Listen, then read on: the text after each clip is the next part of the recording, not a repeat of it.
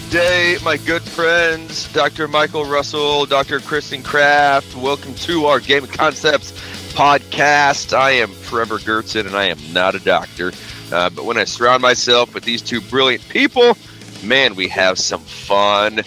Good to be together, good to talk. We have an awesome guest joining us today, and looking forward to just learning together and having a good time. So what's new, Dr. Craft, Dr. Russell? What's new in your worlds?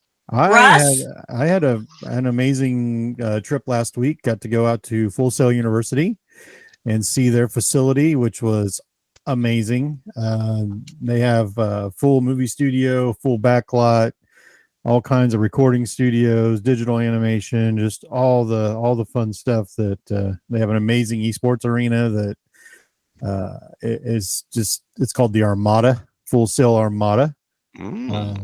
Holds about 500 people, and then they have another facility that holds more people than that, just if they have overflow. So they have the Dan Patrick School of Broadcasting there, which is very cool. So it was neat. It was really neat to see. It was kind of like the first time I went to BlizzCon, it was like, oh wow, this is super cool, way better than I thought it was going to be, so and the kids were great and the faculty are awesome. So it was a fun place to see, a great opportunity for kids to get into this industry. So that's awesome. I know that is definitely something that's going to not only encourage kids, because it adds to the legitimacy of everything, is when a school is able to say, hey, look what the college world is doing. Look at how these individual programs are supporting esports. It helps kids feel valued because they see this as something that's legitimate. They see it as something that's going to provide them opportunities. So very, very cool. Dr. Craft, what's new in your world? Not a lot. It has just been a crazy busy week. Talking to schools just across, the Midwest and talking about gaming concepts and getting them ready for our fall season with High School Esports League. And it's just been really fun getting to talk to so many people across the country, educators that are so excited about doing something really innovative and exciting for kids as a way to bring them back to school. It's interesting because I've had numerous conversations with schools who they said that, since the pandemic and since COVID, they've really struggled with attendance and truancy. And I firmly believe if you are putting esports, whether it's for a program or using the courses that we have with gaming concepts, I truly believe it's what's going to get kids back in your buildings. Yes. And it's just kind of cool to watch that. Like it's so innovative, and it's what kids want. And boy, you put it in the school and they show up. They got their why, they've got their connection. So just been interesting that's been the conversation as of late, that a lot of truancy issues, across the schools I've been visiting with. What another good thing that happened this week is one of my classmates from my doctoral program is now using gaming concepts in her class. She's a superintendent up in Chase Raymond. Yes. And she sent a picture out yesterday. They had their first internal tournament, and she sent me a picture of all of the winners and everything. So it's pretty cool to see your friends utilize something that you've been a part of building and everything. So I know, Kristen, you played a big part in that as far as helping her get things going. And so shout out. I want to see the picture. Yeah, I tagged it on Facebook, so you should be able to see it. I will have to see that. Cool. Oh, I love really neat to see. It's fun those are the stories that I like to see, like to share the personal stories, and just like what you were talking about, Kristen, with everyone. Attendance is great, but it also just brings joy, I think, to a lot of kids and keeps them engaged. And so that was really a highlight for me for my week, and one of many. I had a lot of highlights, but that was one that really touched me a little bit. So, well, we do this because of the kids, and this week I've had opportunities to have a lot of students lead the conversation about bringing esports to the school, which has been the best part. Yesterday, talking to a school in New York City, and it was the kids. The teacher was there, but the kids were leading the conversation. And I was so encouraged by that, because that's what we want. We want this to be an opportunity for kids to step into these leadership roles. And when you have teachers who are willing to empower their students, it does great things. And so was very, very excited about that. Very excited about that. So that's been the biggest thing for me, is just I'm getting to see kids more because they're back in session all across the country. And so when I have the opportunity to see these kids, it definitely adds to the energy of everything. So yeah, Trevor, I think you have a special guest coming on the show today. So I do. Are we ready for my Ooh. guest? any clues? Well, I don't know. Maybe Okay. we'll take a couple of shots at who we think it might be, or you want to Well, just roll them in here. let me start. I always So love the clues. Yeah. this guest is one of the original gaming concept users. So we're going a little bit of an OG of gaming concepts, an OG. This guest is very much a Buffalo Bills fan. Oh. Buffalo Bills fan. Oh. This guest thinks Frog is the greatest success agent ever. Frog is pretty amazing. Yeah. And let's see who else. And this guest also is one of our ambassadors. Any guesses? I know who it is, but I feel bad that I actually know it, so I'm not going to guess. You do? Oh man! Oh, say it. I will. It's guess it. I'm going to say Barry Desain. Barry Desain. Barry Desain is the man. is with us. How exciting! Yes, So I love Barry. Now, the fact that Barry is a Bills fan is a little disconcerting, but we love Barry anyway. So, there's the man. There's Barry. There's the legend. Woo, he's even got a swag on. My man. Howdy. Look at that. Man. Love it. Well, Barry, welcome to the show. So good to have you on here, and we're excited about just you and the work you do, not only really for gaming concepts, but for kids. And so kind of give us a quick bio of who Barry Desain is. Hey, well, thanks for having me. I really appreciate you having me on and just getting to see everybody and just getting a chance to sit down and talk about this. So I started out as a teacher, 10 years as a science teacher across bio, earth science, environmental, ran some improv club, coached soccer, and really was a gamer forever, all the way back to Atari 2600, way back in the olden days. And I was always looking for ways to engage my students and engage learners in a different way. And it always kind of been thinking around, I had a little bit of a crazy thought about, okay, how can I incorporate a game like Tomb Raider into teaching earth science? And exploring things on that level because of the ways of games engaging learners. I know for myself and my friends growing up, and then seeing it in nieces and nephews and students, that it was just a different way to engage the students. And with coaching soccer, always looking for that new way of engaging students. And then, I want to be able to do this more specifically in technology. I switched my role about 7 years ago now to be instructional technology specialist at Monroe One BOCES. Yeah. And was able to then, through that work about 4 years ago, as I started watching some of the esports championships, things like that online, and really engaging that community a bit more and seeing that esports was developing. I ran into gaming concepts way back when online under the Microsoft umbrella. I don't know if we're allowed to say that still, but that was kind of my journey into, hey, what's this HSEL? I just messed that up, sorry. Oh, good. And looking into the curriculum side and said, whoa, somebody sat down and really intensely thought about the thing that's kind of been bouncing around in my head, and I've done little activities with it, but I had fully really thought about this could be a full-on class. Whoa, this is fantastic. And we had conversations around Western New York about getting some esports going. One of the other BOCES regions was able to get some going there. We had a bunch of meetings with them before pandemic, and we were about to get it started, and then put the old brakes on.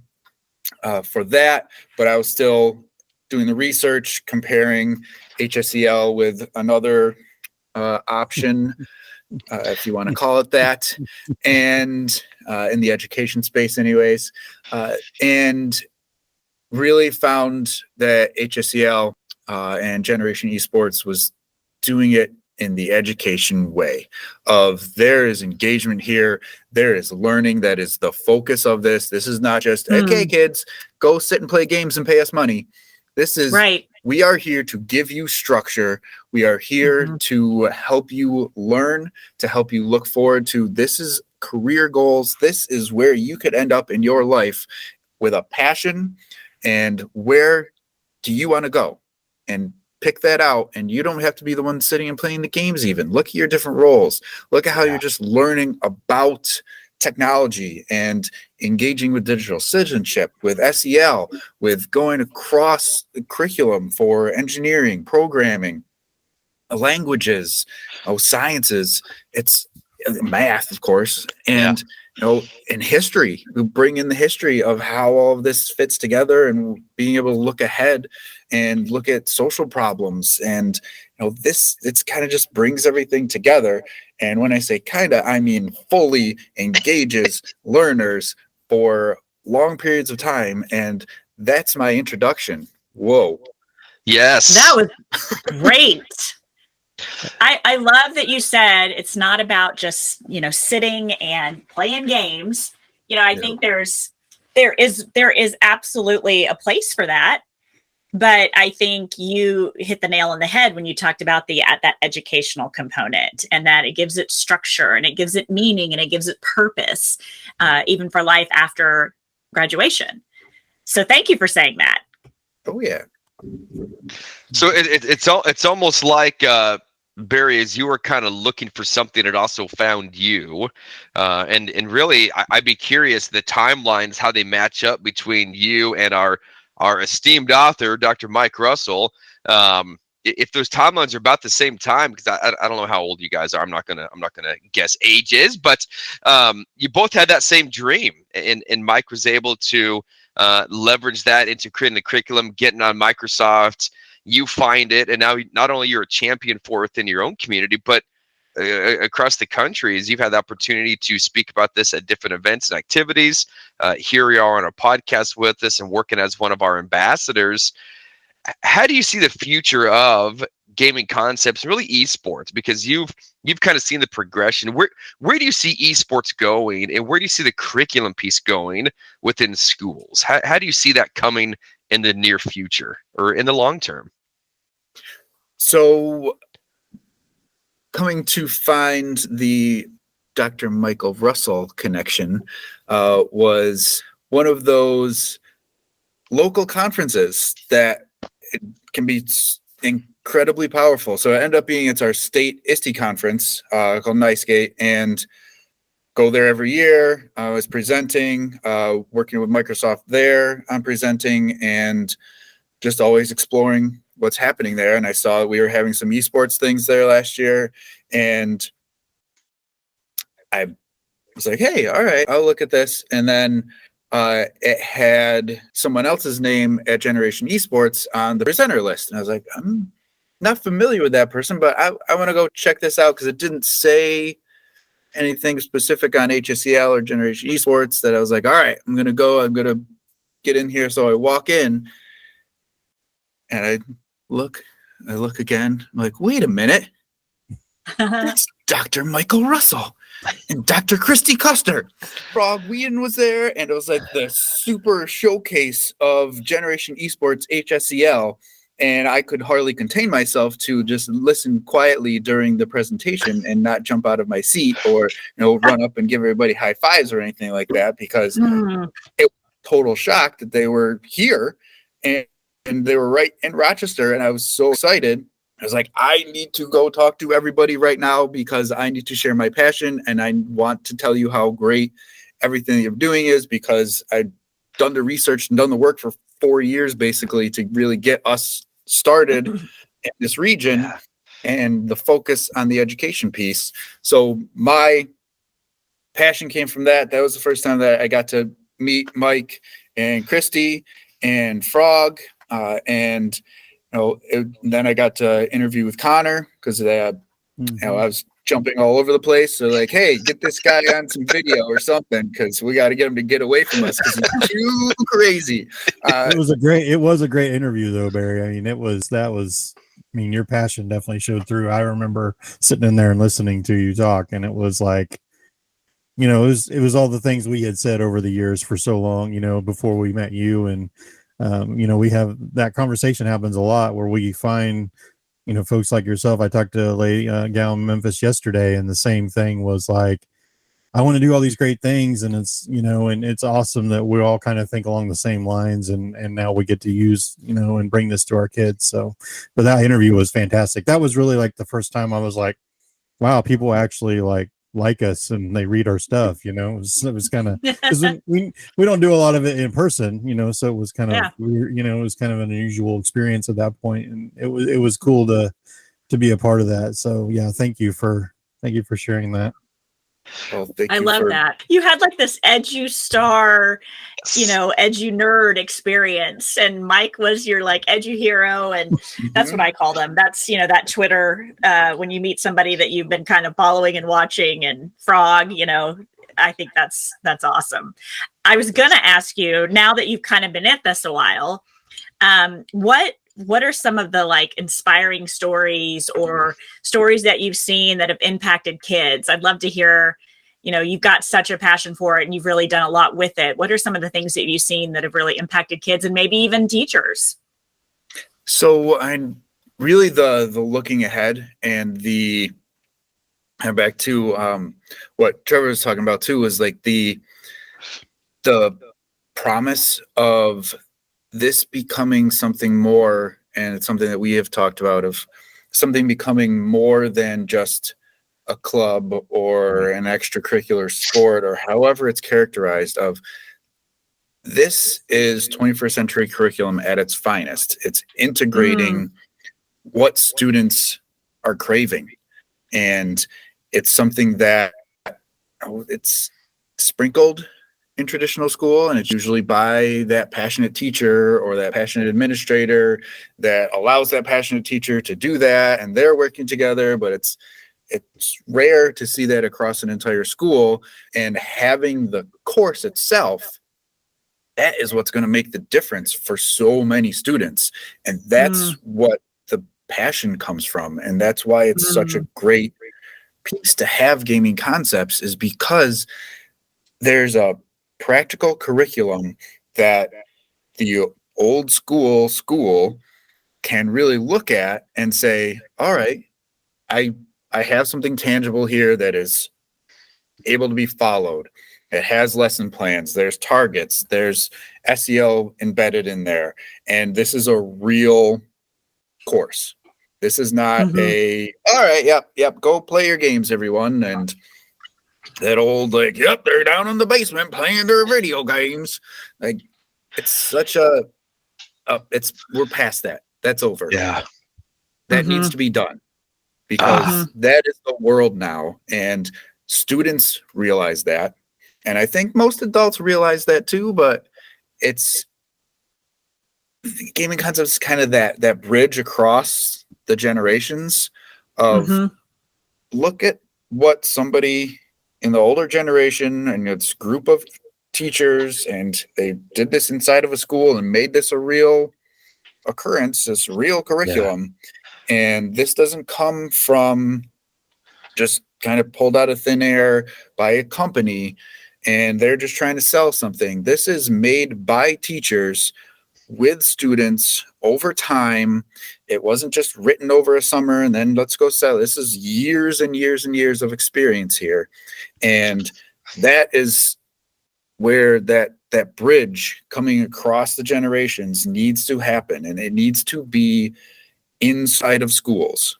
It needs to be part of the curricular instruction. It needs to be part of the curricular conversation, and embedding it into the CTE paths, courses, across everything. And it just needs to be that shift in thinking. Yes. And And Kristen, you were asking like more like specific student stories. For us, like my role is more on the regional and the supporting of the schools. So especially with the COVID, we haven't been able to go out to the schools to see students yet. But what we have been able to see is I'm helping to train the coaches, enable the teams, make sure that they're, everything is ready to go so that they can do what they need to do.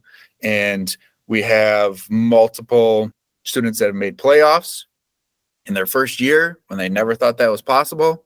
And we had somebody just the other day, a coach that just started over the summer with Rocket League. They ended up being top 10, didn't quite make the playoffs, but it was enormously encouraging because they hadn't even really officially started yet with us and hadn't really officially started their team. They're just like, let's just see how we do here. And let's just, a couple of the students had time with the coach and they were completely shocked that they could actually compete. And that district has 5 different teams now. They're looking to build it from middle school and high school. And we're looking at getting gaming concepts into that district and building from there.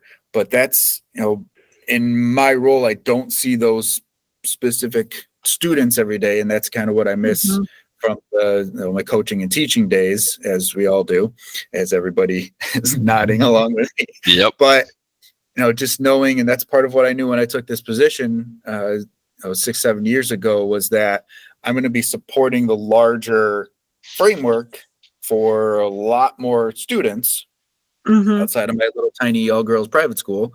Yeah.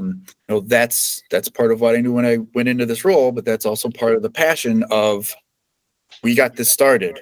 We had it, and we've doubled the amount of teams that we had from last year, more than doubled the amount of teams that we had from last year already.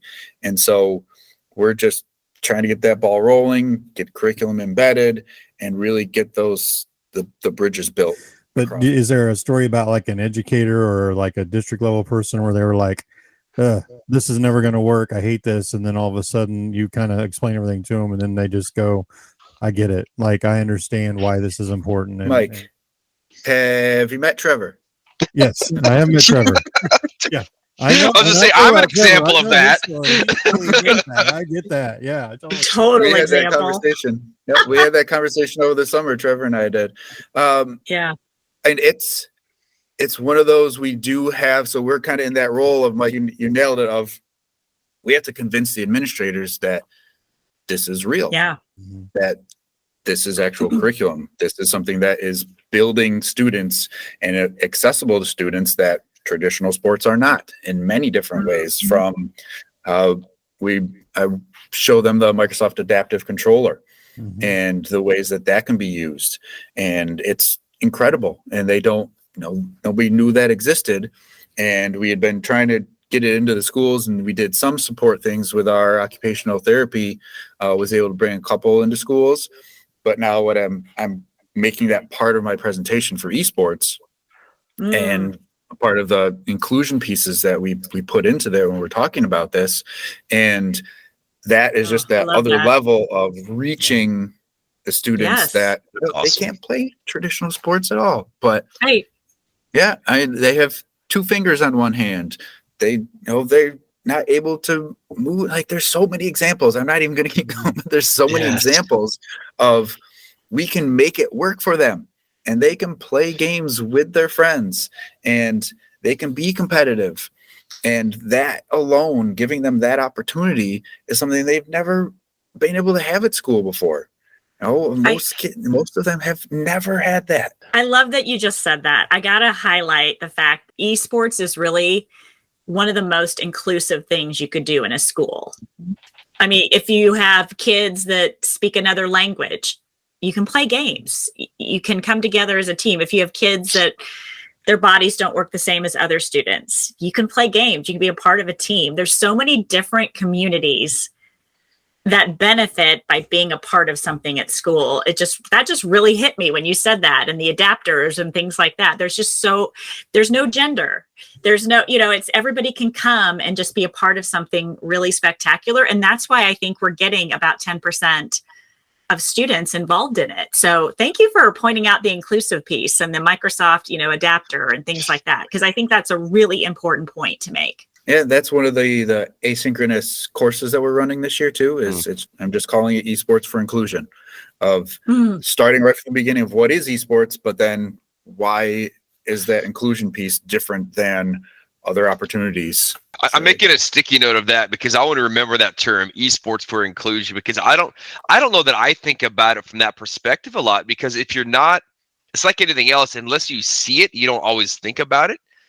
And so to be able to hear that and think through, that's everything for these kids. That is that's their group, that's their people, that's their connection. And I'm even thinking about the parent piece, because I think about my own kids and wanting them to be involved. And like, there's no greater joy than going to watch my kid play whatever and see them be a part of a team.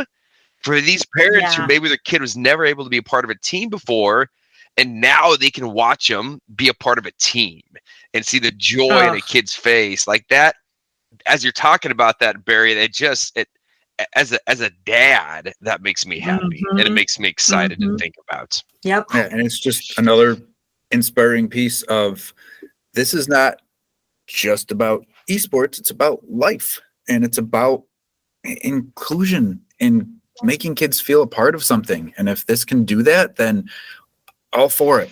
Like, gigantic passion of, I was the one person in our soccer program from 7 through 12 that needed to cut students most of the time. And it's horrible. That was the worst day of the year by far. It's every horrible. year, having to say, I'm sorry, we don't have, I'm not allowed to keep all of you. And to say that somebody couldn't play soccer anymore was gut wrenching for me. And I still bothers me to this day that I needed to, I use the word inflict that on teenage girls. That does not make me feel good. But that is one of those pieces of, if there was another way to include them, then we did. And Michael, back to your question about the administrators, is almost every administrator that we've interacted with has been a little bit of a convince. From a few years ago, just talking to them a little bit about this before pandemic, and my own administrators here, of just trying to help them see, like, hey, this is coming. Like, we should get this ready and set up for people. And showing them the numbers from, this is how many people watch League of Legends Championship. This is how many people watch the Super Bowl this year.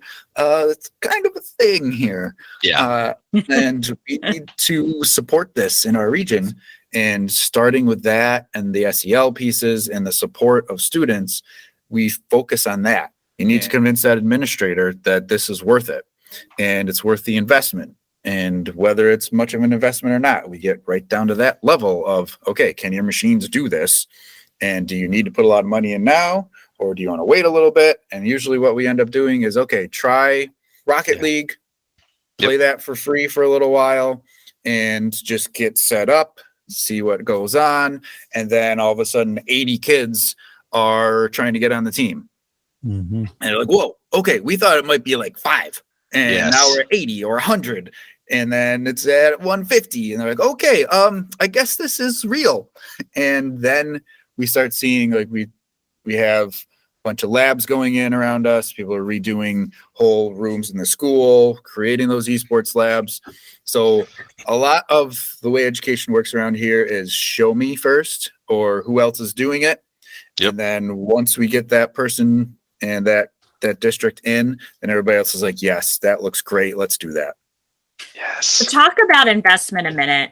And, I think there's a misconception, and maybe you can speak to this a little bit from your end because you are at that kind of district overall thing. But, I see us as a former administrator. I know I've spent a ton of money on whether it be certain courses or curriculum or even speakers or, athletics, activities, things like that. And there's this misconception of, but it's going to cost so much. And I hear a lot of people that I talk to throughout the country that I don't know that we're gonna be able to afford this. I don't know we're gonna be able to afford this. And I just think to myself, when we're talking about in every single building, there are 10% of your kids that as a principal, because I'm a former principal, I could never reach.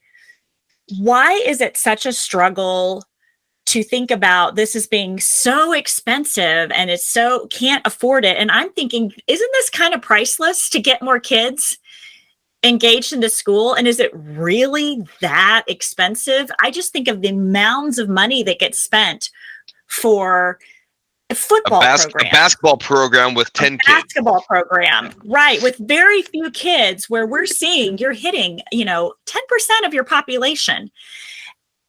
Can you speak to that a little bit? I mean, you invested.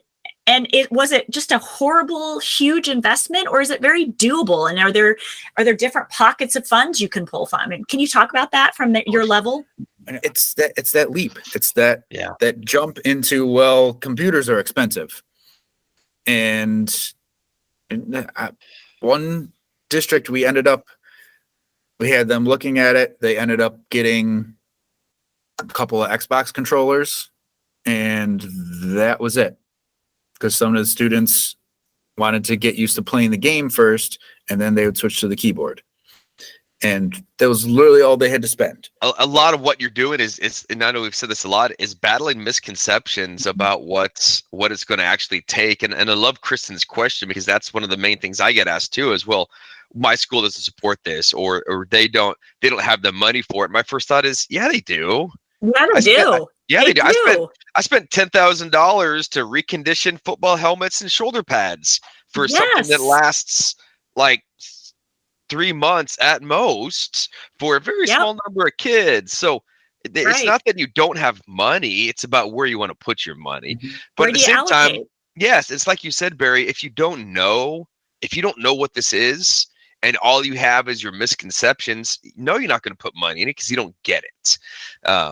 And so I appreciate the fact that part of what I hear you talking about is advocating and really getting out there to show people, hey, here's what this really is for kids.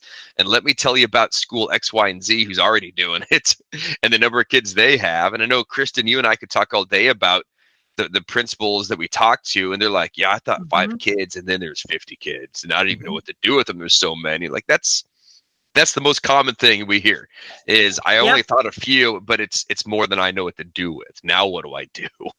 It's a good problem to have. It's a good problem. I think there's a lot of education in there, like you mentioned, Barry, with I think when you talk to administrators and probably most people our age, Barry, I'm just going to throw that out there, that are administrators, they're probably thinking about gaming as, oh, I got to buy 20 Xboxes now, or I got to buy 20 Switches, or I got to buy all this equipment. And they don't think about, using those computers that are probably used 1 block a day or 2 blocks a day for whatever program, and repurposing those to enhance their gaming program and use it for after school esports. So, but again, those are a lot of individual conversations. You have to, it's not like we can just make a blanket statement, go, yes, all your stuff's going to work, so we appreciate, you taking kind of the mantle there and being the person that goes out and helps diagnose these things and says, hey, you do have the equipment. And, because that's a lot of our conversations. I know Trevor and Kristen have those conversations every day about, oh, we don't have the equipment, we can't do it. And it's like, well, do you have an engineering program? Do you have a graphic arts program? Then you probably do have the equipment. You just don't know that. You just don't know.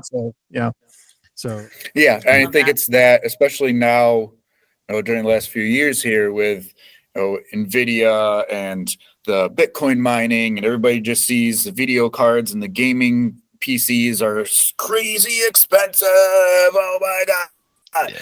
And that's what they see. Like, I don't blame anybody for that, because that's what's getting jammed into their faces every day of, this is crazy expensive. You'll never be able to afford this. And no, It's No, really not it's not bad it. when you take a second and look at it. But then the other thing that Generation Esports, and I always start with this too, and anybody that's even thinking about it, is the Varsity Esports Foundation and all of the grants that are available through HSEL and MSEL and Generation Esports, because there's an insane amount. Those opportunities are there. And I remember, Mike and Christy and Connor have told me at the conference last year, I saw them, was there's so much grant money available that businesses see this and are the ones that want to get involved. But it's, again, that bridge of educators don't know that it's there. Right. Or they need to go through this person at the business office that doesn't know that this grant is over here and over there. And my podcast, my arms are going all over the place because there's a spider web of this person. I like it. I like it. Here and over there. Yeah. Well, and let's face it, right now, educators we don't have time. Nobody has time to go write a grant that's going to give me enough, so those are difficult. Right. That's a difficult position to be in. So, well, Barry, we've talked a lot about how you're going to get this all over New York and you're doing great things already. So, but I want to ask you a very, very important question. What is your favorite video game right now? What are you playing right now? I've always loved Tomb Raider. And I mentioned it before with the earth science piece of way back in the olden undergrad days was an archaeology major along with my bio and education, and dug in Pompeii for a summer. And like big time archaeology nerd, but just along with geology and earth sciences. So Tomb Raider's always been one of my favorites. And they have all three. Stadia has all three of them. I've gotten them all for super cheap. That's awesome. So you wanted to be Indiana Jones when you were younger, is what you're telling me? Oh yeah, I'm even afraid of snakes and everything. Yeah. Okay. Right. Yeah. So one of my other favorite podcasts, Michael, is Good Game Nice Try with the Conan O'Brien network. Oh, okay. If you've ever seen like the Clueless Gamer that Conan does, yes, he's just playing along. But they also always ask people what their least favorite game is. The one that frustrated them the most. That'd be good. Yeah. So again, going way back on Atari was that good old ET game. Oh my gosh. That wasn't really a game, Barry. It was nuts. It was nuts because I was 6 or 7 or 8 trying to figure out what was going on, and I thought I was the worst video game player ever, and there's no way to look up anything or talk to anybody, and it was fantastic because my uncle and my dad had gotten it, and they're like, yeah, all right, let's try this will be cool. Holy cow. I think it took me about 10 years to recover from thinking that I knew how to read a map before that, and then I just didn't know how anything connected to anything in the world anymore. It was nuts. That game was so. There's actually a documentary. There's a documentary on that ET game, right? Yeah. And basically, they made it in like 12 weeks. I mean, it was ridiculous for that type of game, and it was so bad they actually just ended up burying like most of them out in the desert somewhere. Like all the copies were buried in the desert, and some guy was like, "Hey, I'm going to go find those," and he did, and he found like a huge pile of them out there. But yeah, that game was. I mean, it was all about. At that point, they were just trying to crank out as much content as they could to get everybody, to get everybody playing, and they definitely did a horrible job. That is, Barry, you're right. That's probably the worst video game ever made. That was a marketing scheme that there was potential. Like it was set up that you're trying to run away from everybody, you're trying to be safe, and I don't blame ET for it. No, but, it's just wow. That was just so hard. I'm sure there was a good line somewhere. Oh, it was somewhere in there. There was a game in there somewhere. But oh wow, I blame Drew Barrymore. That's really who's at fault. She ratted out ET. She was the little sister in ET. So. I love Drew Barrymore. That's Drew Barrymore. Yeah. Oh yeah. Yes. You didn't know that? You didn't know that, Trevor? Oh my goodness! She's you have to go watch girl. ET. Come on, man. Wow. Okay. That's why it's fun to go watch old movies because you're like, oh, I didn't know that was. You go back and watch old movies. And you're like, I didn't know that was. Huh. So Okay. anyway, yeah, that is super fun. Barry, we have Oh. a fun little game that Kristen likes to do where We she asks do. us one fun question. I'll let Kristen explain it, and then we'll go from there. We do. So just to kind of, wind up our fun little podcast today, we like to have a question that we all answer. And so I'm going to give you the honors of selecting a number through 1 through 10, and then that will prompt me to select the question. Ooh. So 1 through 10, Barry. Is this like Give me a a number. personality question on what number I pick? Is like You never know, Barry. You never know. It No, might- it's no, not. No. All right. It's usually just a little fun question that we all kind of do. Josh Allen is number 17. Is that not available? Oh, okay. Nope. 8. 8. All right, let's go with number 8. Okay, this is a good one. All right, so what was the first concert you ever attended? Oh boy. We're talking like big, like a music concert. Yeah, concert. like music Oh, boy. concert. This always gives boy. out names. This gives a lot of ages away. Sheesh. The first one you remember going to, then, Gee golly. Third Eye Blind, probably. Oh, Third Eye Blind. There's a blast from the past. In the olden days of fun and ridiculousness, and cheery. Third Eye Blind. Okay, that's going on my queue list today. They had some good stuff. Besides the radio stuff, they had some good stuff. Oh yeah. They actually do have some fun songs. They have some good stuff. You're not wrong. You're not wrong. Time. See, good question. I think this is fun. All right. Trevor, Mike, you got your first concert? Man, I think my first big concert was a Christian rock band called Audio Adrenaline. It was the first big concert I went to in Omaha, Nebraska. Was Audio Adrenaline. Audio Adrenaline. I've never heard of that. That is I don't even know if they're fun. around anymore, but Audio. Yep, that was my first big concert. It was kind of like a festival. It's kind of like a Christian rock festival in Omaha, Nebraska. The first Christian rock band I ever knew of was Stryper in the 80s. Oh, baby. Man, they're still cranking out tunes, too. Are they really? Stryper's still out there. Yep, they're still wearing leopard skin pants and everything. Stryper's still doing their thing. That's funny. Stryper's still striping. Mike? So, excluding BlizzCon, I've only ever been to one concert in my entire life, and it was this is a true story. So I was probably, let's see, how old was I? Probably 24. Okay. It was Alabama. My girlfriend, wife now, we went to the concert up in Kansas City, and that was the only concert I've ever been to. I was actually going to propose to her at the concert. Oh. But I found out her mom had told her I was going to do that, so I didn't. So I could make it a surprise again. Well played. And so I proposed to her the next week. But anyway, there you go. It's Alabama. But yeah. Did you enjoy that concert? Because they're good. Yeah, it was really good. Yeah, I loved it. It was it's just, I don't know, it's just never been something that's really big on my radar, other than if it's at a convention where I'm already at. I've seen some good bands play, Metallica, and I saw Weird Al and Goo Goo Dolls and Foo Fighters. I've seen them all, but they were all at BlizzCon because they were all the band, the premier band at the concert, at the closing concert. Oh, that's so cool.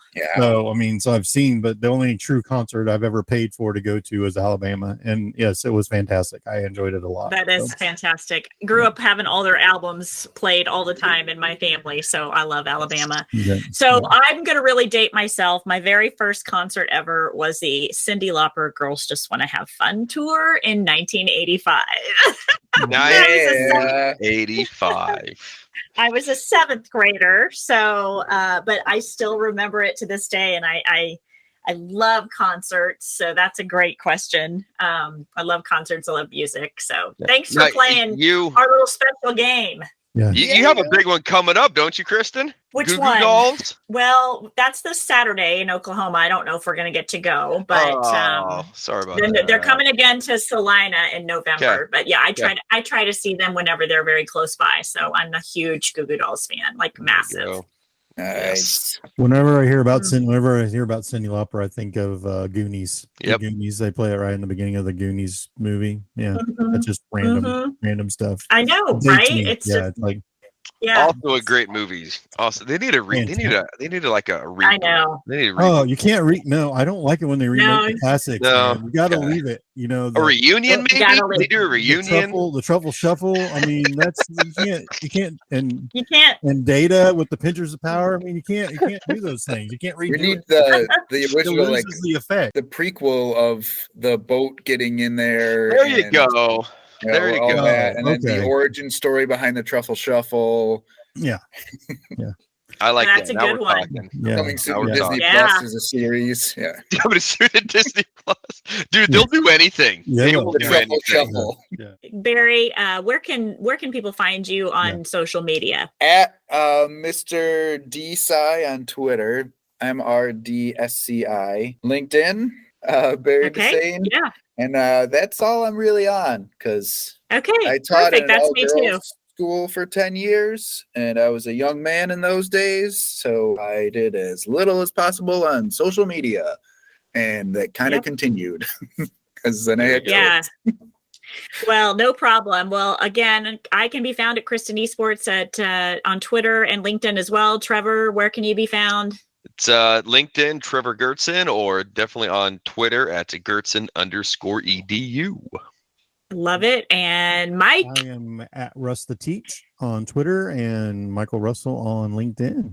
So Well, fantastic. Well, thank you again, Barry, for joining us. We've had a wonderful time talking to you, and keep on doing all the good things you're doing in New York. Yeah, let's do this. Learning. Keep on trucking. Yes. Yes. Keep on trucking. Bye. Bye.